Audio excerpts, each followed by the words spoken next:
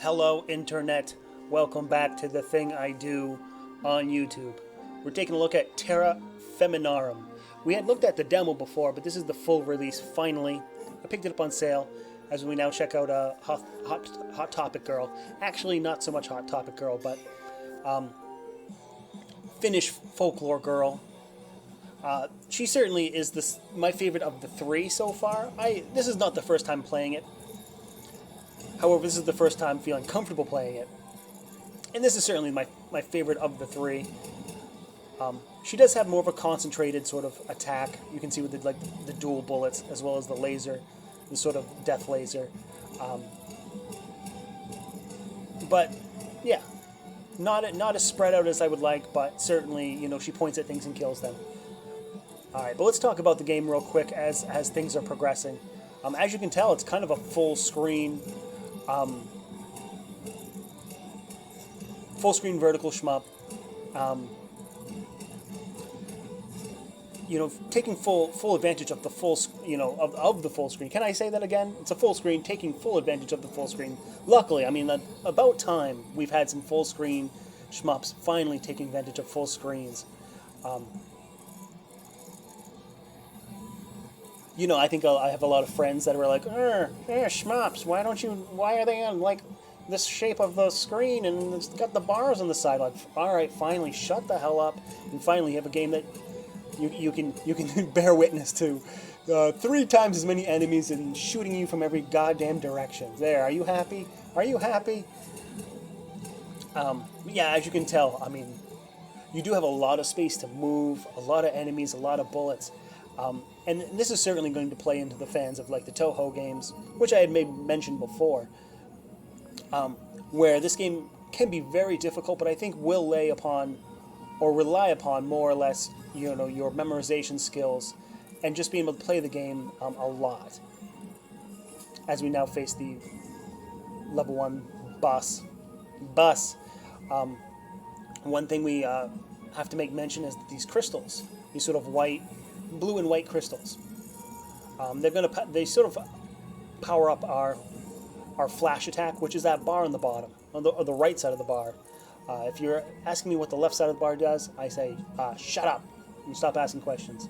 I haven't figured that out yet. Give me time, huh? The flash ability, it works like our bomb, but it has a radius around our character, so it's not going to clear the whole screen. There it is right there. But it does turn the bullets that we do kind of cancel out into points. And it's not such a, you only have, 3 bombs. The great thing is that we have as many bombs as we can kind of collect. And here, finishing the stage, we can either up our damage, up our movement speed, or add an extend, add a free life.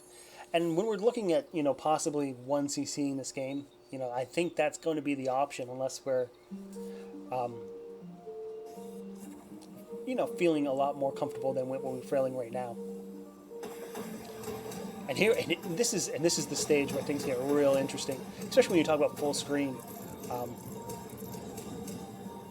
You would like to, kind of corner yourself into 1/3 or 1/2 of the screen and just worry about it. But you can see stuff on the right side that are spawning or firing at you. So it very much still tells you have to kind of move back and forth the screen.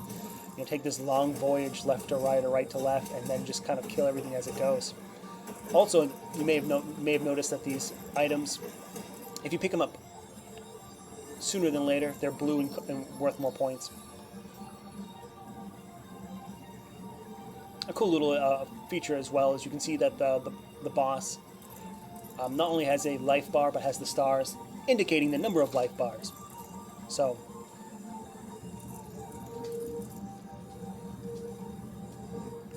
boom, just removing that 1 star, 1 life bar, the end there. Sort of a mid-level boss. But I'll say, this game is, at least at normal difficulty, and at least, Jesus Christ, as we're eaten by that sort of reindeer worm-like character. Twice. Now that things are real getting shitty now. Yeah, as I was saying, I'm not really so sure that we're going to be able to pull off the 1cc. I think this Game has 7 or 8 levels, and we didn't come anywhere close to that. So, much in like other hardcore games, you're gonna have to really spend your time, um, spend your worthy amount, kind of dedicated to this game. Some of the patterns are easy, but some of them, otherwise you can get crowded really quick.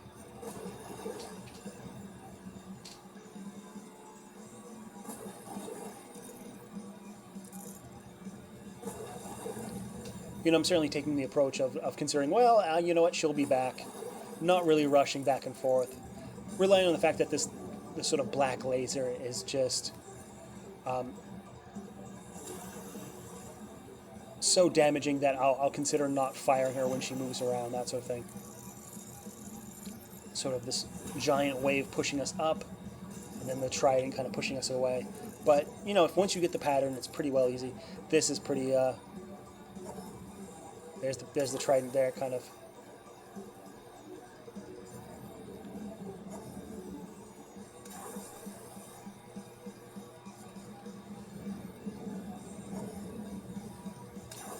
Narrowly escaping that one there.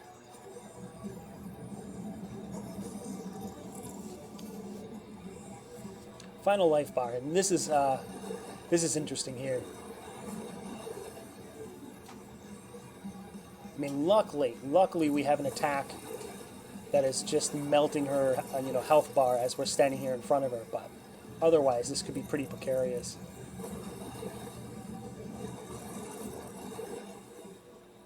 And there we are. Granted, we took a couple stupid mistakes, some bad damage, lost a couple lives, but recovering one at the end of each level certainly does help. Chapter 3, The Hidden Forest Temple. Well, la-di-da. But yeah, I mean, this is a great game. I had fun playing it.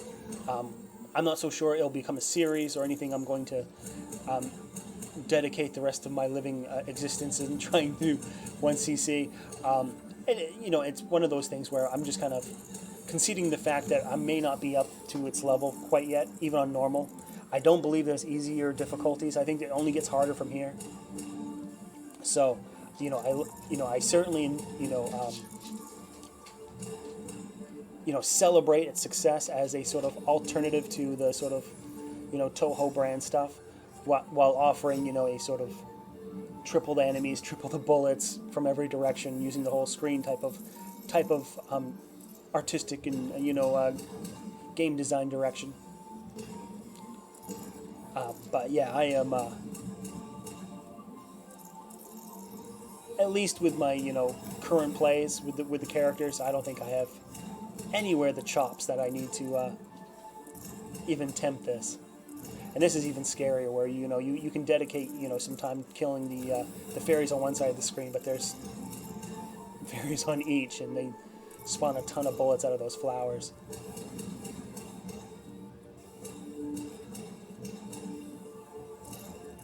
I mean, luckily, I think what we can kind of take away from this run is that, if you're on the ball, you can kind of pick up these white crystals, these blue crystals rather quickly.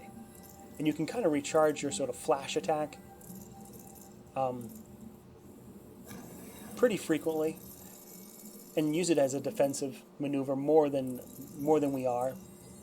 As you can see, after we just used it maybe just moments ago, we already have it up to 80%. So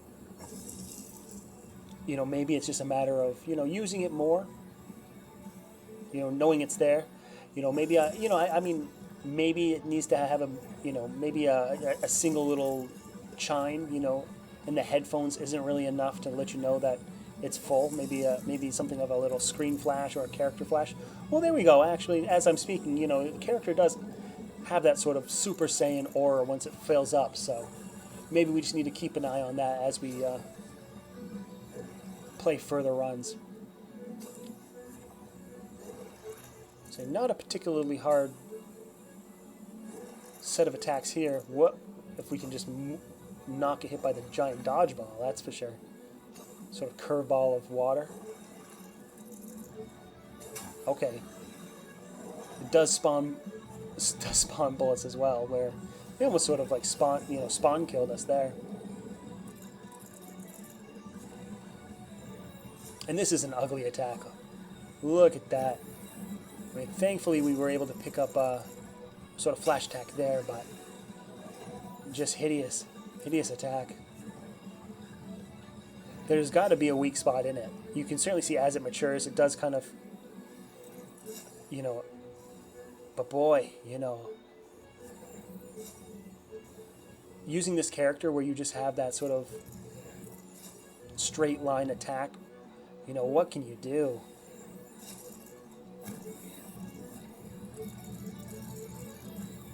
I mean, thankfully, when we have a breath of air, a moment of reprieve, we can add some decent damage, but it's not a constant thing.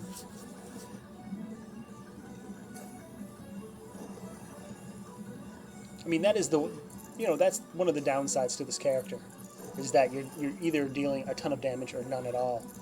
So you just have to kind of be wary of that. But I think it's more of a positive than a negative.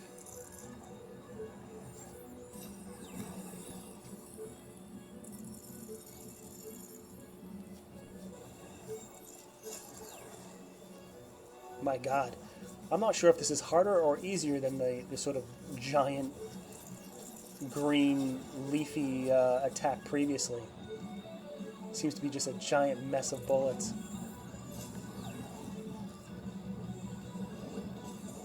Alright. And somehow we survived.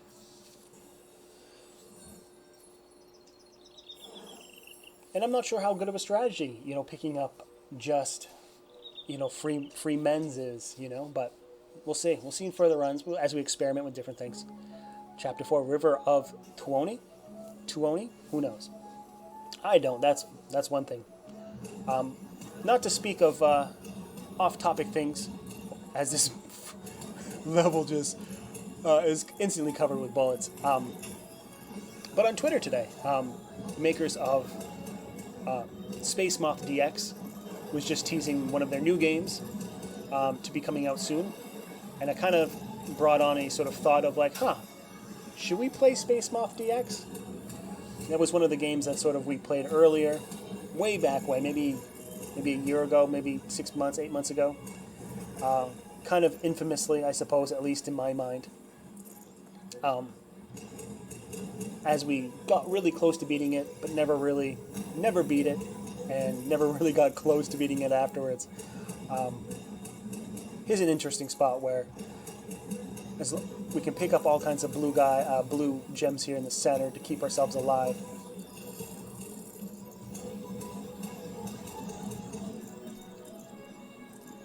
Barely made it out of that alive. My God, I think the Grim Reaper had its finger just touching our shoulder, and we're just saved by this sort of mini boss here, or not really mini boss. This is the level boss with a couple life gauges. Maybe it's a mini boss with a couple life gauges. But yeah, the thought of playing Space Moth DX again to kind of exercise our demons, the thought occurred to me. So I put the poll on Twitter. So if you have an opinion or a thought about it, go on my Twitter and voice your opinions. Maybe you've already seen enough Space Moth DX and you're sick of it. I would certainly not hold you. I wouldn't hold you in bad light if you did.